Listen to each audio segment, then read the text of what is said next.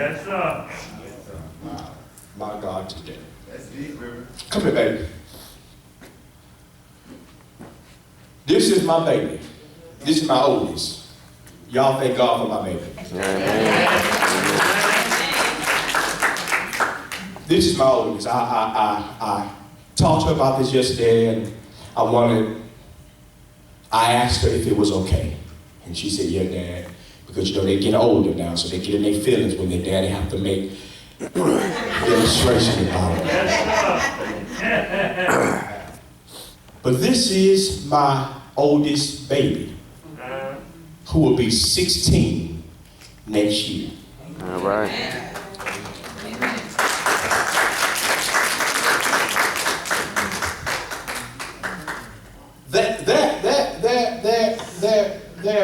There. Have a seat, boo.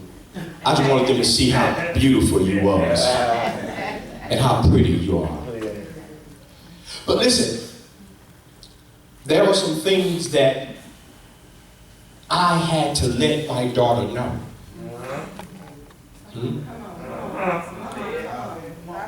She was getting older. And her mom and I were trying to hide some things. Y'all, the best thing anybody could ever be is be real and transparent. There were some things that her mother and I tried to hide from her. Coming up, we had to hide from her, and she just found out this year that I'm not her biological daddy. She just found that out this year. That I'm not her biological father. And some of you may look at me and say, well, why would you do that? First of all, you've got to understand the generational curses. That's right. That's right. And I would rather, because like I explained to her when I had to tell her at the age of 15, baby, I'm the only daddy you know. When I came in the picture, you were only 3 months old. And from then to now, the only man you will ever see is my face.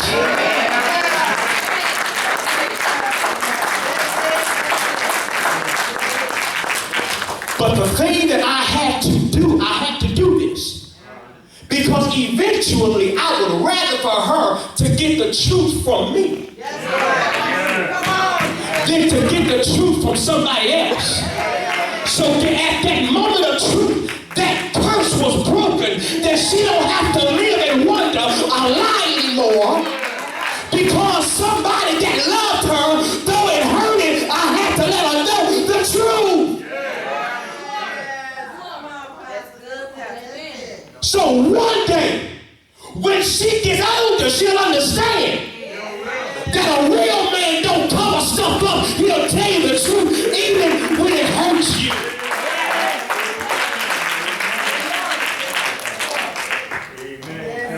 He causes them to reflect on our ancestors. Our ancestors swept a lot of stuff under the rug. And as a result, Sister, can I use for instance? Look at this. Mom went through divorce. Sister went through divorce. Myself went through divorce. That's a curse. And these are the things that we don't look at in our spiritual perspective. And if it's not careful, if it's not broken, the same exact thing, the same exact paradigm will be in our children. So, babies, what you've got to do is you've got to learn how to reflect on your ancestors. And if you know there are behaviors that are bad, you've got to make the decision not to make the same mistakes that we made. Parents, that means it's your job to be truthful and stop hiding stuff from your children. Amen. Because let me tell you, what you don't know is that there is a drug dealer that's willing to give them something that you won't give them. There's a prostitute that's watching your daughter how she puts on that skirt and plotting already what she can offer her. And I'm declaring, I'm believing for God in a generation of children that will run after the truth rather than running after a lie. I wanted to teach my children. I wanted to teach my daughter especially. I wanted to teach them that the truth is painful. But always, you can always be healed from the truth.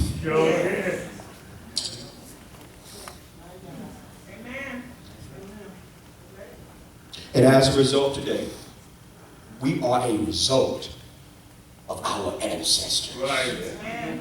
So God tells them, watch this, God tells them, I was angry with your ancestors. I was angry with them because they were stubborn, they were silly, they were sinful. But the second thing that God helps us in this text, dealing with this generational curse, if we want to break this curse, not only does he cause the people of God to reflect, but secondly, he calls the people of God to return. That's discovered in verse 3. He says this, watch this. In verse 3, he says, return. Is that in your Bible? Is that there? He says, return to me. Here it is. And I will. So generational curses mean is that we've got to find our way back to God. And here it is. It's not talking about God leaving us. It's talking about the fellowship that we have with God. Return to me, and I will return to you. That's right. Amen. Generational curses is something that we take lightly, but it is damaging to the generation to come. If we look at society and we look at the trend of it, undealt circumstances can turn to everlasting depressions. If they are not dealt with, you will see some stuff that people took and threw away and hid in the garbage can. But then generations later, you'll see those same traits in your nieces and your nephews. So how do we return to God? First of all, when you come back to him, you gotta be humble and honest. One of the things for therapy, if you want help, Renee, you can't go lying about it. Nobody can help you if you won't be truthful about your condition. What I like about David, watch this, Sister Barner, is that this. When David sinned, when he was caught in the act with Bathsheba, he has a son out of that sin. And that son died. But when David goes back to God and he repents, this is what David says. He said, in sin did my mama and my daddy conceive me. I am a result of what Adam and Eve did in the garden.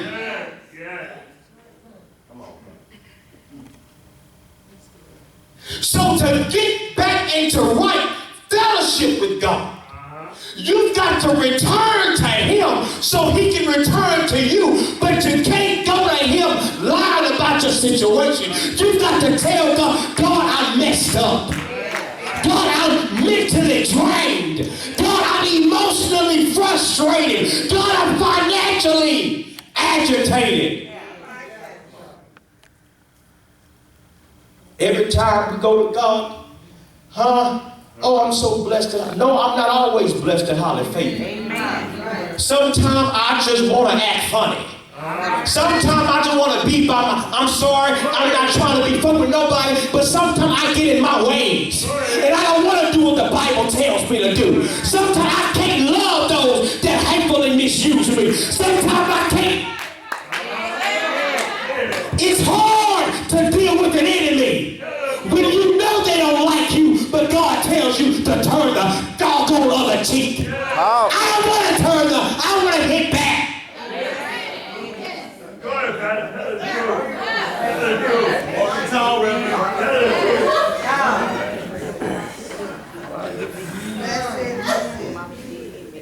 I've always liked doing it God's way.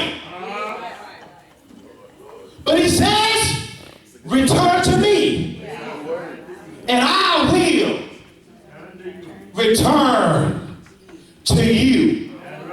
But you got to be real. You got to be honest. I told the saints the other night, it's okay to have Jesus and a therapist. That's right. Yeah. I said it's okay to have Jesus and a therapist. I'm going to say it for them in the back. Yeah. Because some of y'all so spiritual, every now and then, it's okay to have Jesus and a psychiatrist to talk to.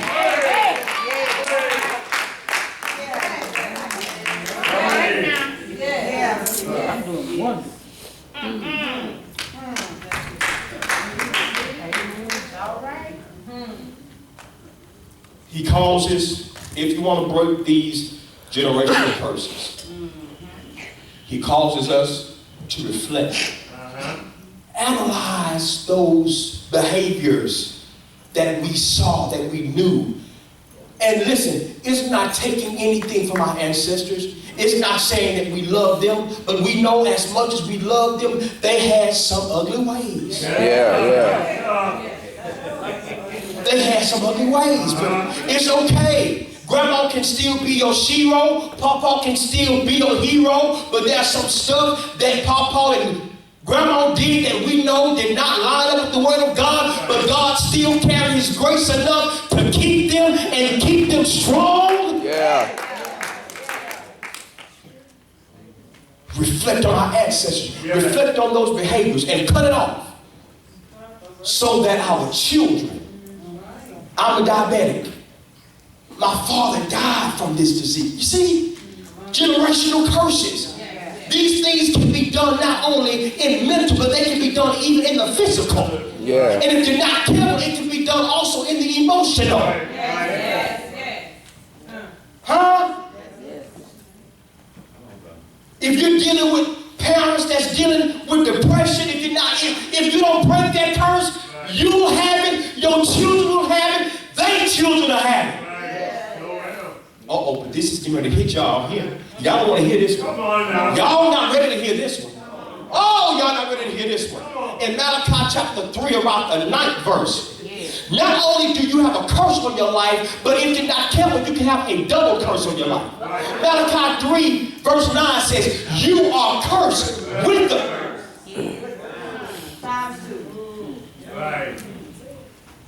So you're already cursed because of the curse of your ancestors. But now you have also added to the curse because of your selfish ways. How am I in a double curse? Now this is a double curse of finances. Because Malachi, who is a minor prophet, is talking to Judah, the people of God, because they are being tight with the blessings of God. So now they are non-givers. They are non-tithers. And God is holding up all their resources. Read it if you don't believe it. Read it. You wonder why you keep going through this financial strain. The Bible says you got a curse on top of the curse you already had because you don't give. Amen. Y'all don't like this kind of teaching. Oh, come on now. Read it when you get a chance. You are cursed with the curse. Yeah, man. So I'm cursed financially, emotionally, spiritually, mentally, and physically. So you got to reflect. Then you got to return. Right. The last thing I'm gonna leave y'all alone because y'all getting mad. No. Come on, brother. Y'all getting mad. We reflecting. Y'all getting mad. The last thing to break generational curses. Reflect, return. Then in verse 3, God causes them to repent. God causes them to repent. Yo, do. God causes them to repent. What y'all doing up on this phone? Amen. Sit back and quit playing up here. Amen. I put a bill the other day on social media. Your mama said I can whoop you behind. Amen. Amen. So sit back. Sit back, because I still believe in the belt. Amen. Amen. All right. So we're going to go ahead and move on. God causes them to reflect. God causes them to return. Finally, God causes them to what? Repent. This is what he says in verse 3. He says, turn from your wicked ways and your practices, your involvement. That's right. How do we break these generational curses? No.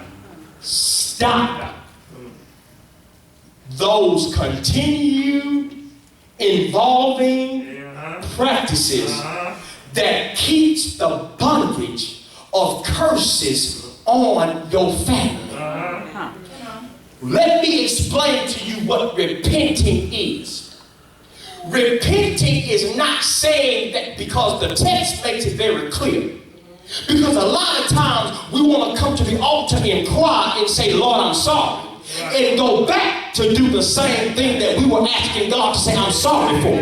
But repenting is telling God that you're sorry and that you're not going to do it anymore. It's not enough to tell God you're sorry and go back and do the same thing. That's right.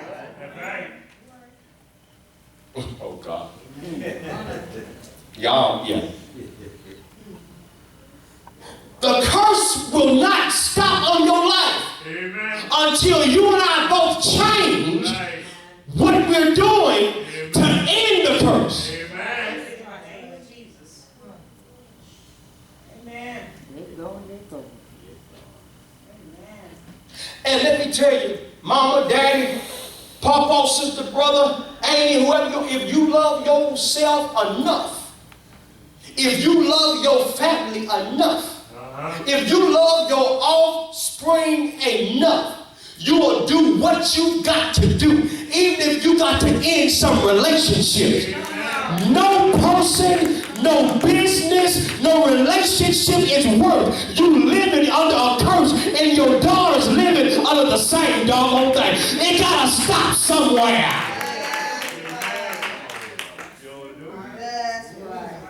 Touch your neighbor, say, it got to stop somewhere. And why don't you let God use you where you put a stop to it? If that phone ring, if you got to decline it for your peace of mind, decline it. Lord have mercy. It ain't gonna stop. And don't expect your little children to stop it right now. We are the adults. We are the parents. And we are paving the way for them. Mamas, you've got to listen to this. Don't let a Negro live in your house if he ain't married to you. Because what you're teaching your children and your men, then it's okay for a man to live there rent free. While you go to work and he's sitting at home playing a doggone video game, driving your car, it got to stop somewhere.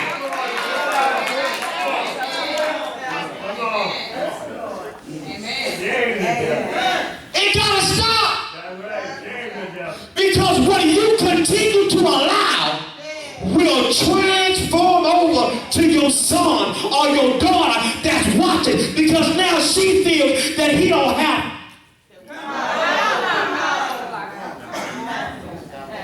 You can't get the milk free. We got to stop it. Right.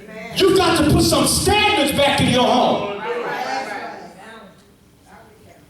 You got to put, I said, standards back in your home. Yes, sir. Yes, sir. If you and the person ain't married, you shouldn't be shacking. Amen. Amen. Ouch. Oh, God. That hurt. Right. That hurt. That hurt. You trying to hold somebody that God is trying to release you from.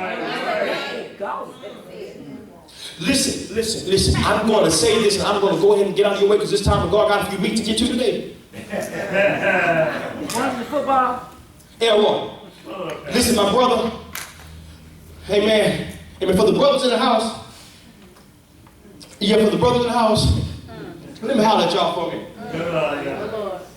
Huh? Go ahead. Listen. For the brothers in the house. Amen. Amen. Come on. The curse of looking at a woman only externally It's yours. will lead you Right. to further problems. Because let me tell you, no matter how beautiful or pretty she is, No. if she have no substance, Right. That's right.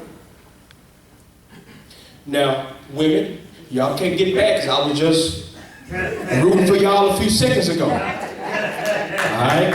But now I got to be fair. Amen. Because y'all was all, amen, Pastor Adam, when I was rooting for y'all. Now y'all want to get quiet when I'm trying to help my brothers out. Bless his high name.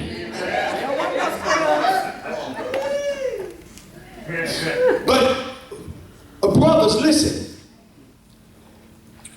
Never, ever lead a woman on Right. to know that you're not really going to marry her and play with. We have a lot of that today. Huh? We got a lot of that today, because what you will create is a Lynn Whitfield on this, a thin line between love and hate.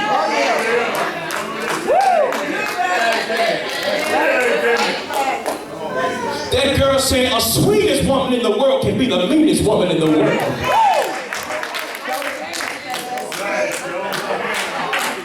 Have I got a witness over here? So what you've got to do is, we've got to understand, is that we've got to break this generational curse and be men that's led by God to live a life righteous and holy before a just God. Well, I hear what you're saying. There's no perfect person. None of us are righteous. Yes, we are right, just in Christ Jesus. Right. Amen. That's going to be my new. Again, y'all gonna see that on the shirt. I'm righteous in Christ Jesus because I'm right just in Christ Jesus. Amen. Y'all gonna see that. Amen. Renee, contact the shirt lady and tell her I want that on the shirt. Amen. I want everybody to buy that shirt. I want that. Amen. But listen, let's go ahead and close this thing. And let's go ahead and close it. Breaking generational curses. How do we break them? God causes us to reflect on where those behaviors originated. There's some stuff that you've got to break. Yes. There are some things that Big Mama them hid from us, that they swept under the rug, that our children picked up, and now they're wearing it. Reflect. Not only reflect, return. Return back to that place of humility and subject fellowship with God. Because here it is. Nobody can get in that place. That's a place only for you and the Master. Return to me. And he says, I'll return back to you. Not only does God cause us to reflect and return, but he calls us to repent. Say I'm sorry and really mean it. Amen. How it is. You can, look at this. Repent is real. I cannot trust a person that tells me they're sorry and keeps treating me bad. Right. Actions, if you're really sorry, you're gonna show that you're sorry. Lips to say anything.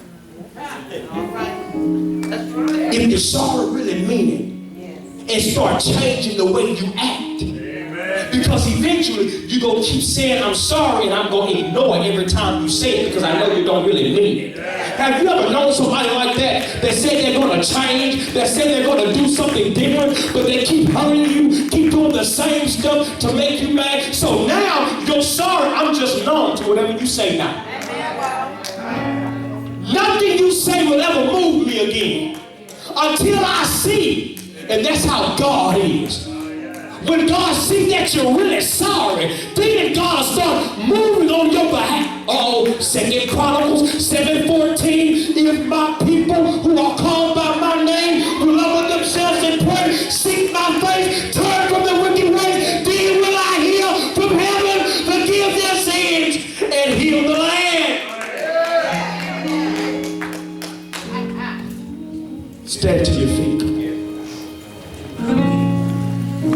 If there's anybody today that know that you're under attack, under some spiritual attacks in your life, there are some curses that you want to be free from. There's some demonic spirits, there's some demonic emotions, there's some demonic thoughts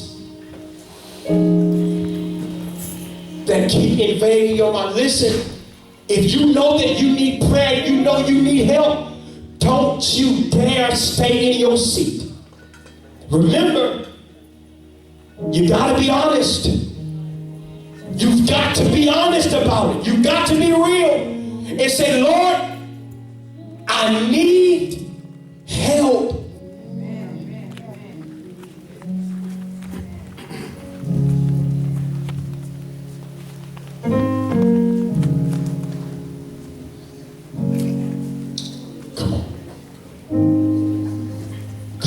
Every eye closed, every head bowed.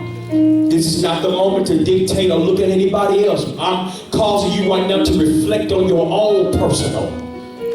Don't look at nobody else. Reflect on those things that you know that you struggle with, those curses that you know that you're battling with, those things that you see in your children that you need God to take away from them before it grows too far ahead.